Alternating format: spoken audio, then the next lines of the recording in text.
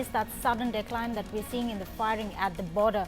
So that's our big story. There's been a sharp decline that we've seen last night in the firing along the international border in Jammu after continuous firing in the past few days. Now, last night, though, there was just firing in the Samba Hiranagar sectors.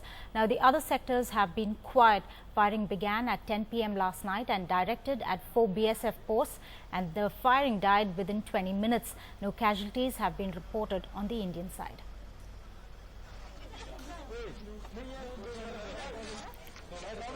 Zafar Iqbal joins us on the phone line for more on this. Zafar, what more are you getting? The firing has visibly reduced. Well, what we're told that firing has actually stopped. It continued for just 20 minutes in the Hiranagar sector last night, and 4 posts of the BSF were specifically targeted by Pakistan. Pakistani Rangers fired with small arms, automatic weapons and mortars, but the firing was only directed at the BSF posts, unlike what we've been seeing over the past few days, when not just the BSF positions but also the villages at the international border were targeted, and that's what had forced many people to migrate from those villages and go to safer places. So after an escalation for about a week, now we're seeing calm returning on the border. Right. So again, there is no flag meeting as of now scheduled. No proposal has either gone from the Indian side or come from the Pakistani side. So formally, there are no talks taking place between the forces on the ground, but firing has reduced considerably. What it was taking place in about 10 sectors over the last few days had just come down to 1 sector only, and that too for about 20 minutes only.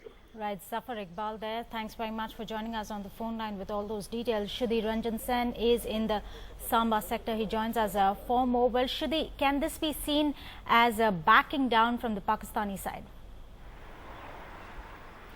Well, that's what the hope is. But, you know, I was speaking to some senior officials in the government and also in the army and the other wings of the government. They are saying it's a wait and watch. If it does, it's a very good sign. They're saying it's, to begin with, it's an extremely good sign that the firing, instead of which we have seen for the last couple of days across the IB sector happening, it is reduced. There's a very sharp decline. In fact, the firing, as Zafar was also saying, was very minor yesterday.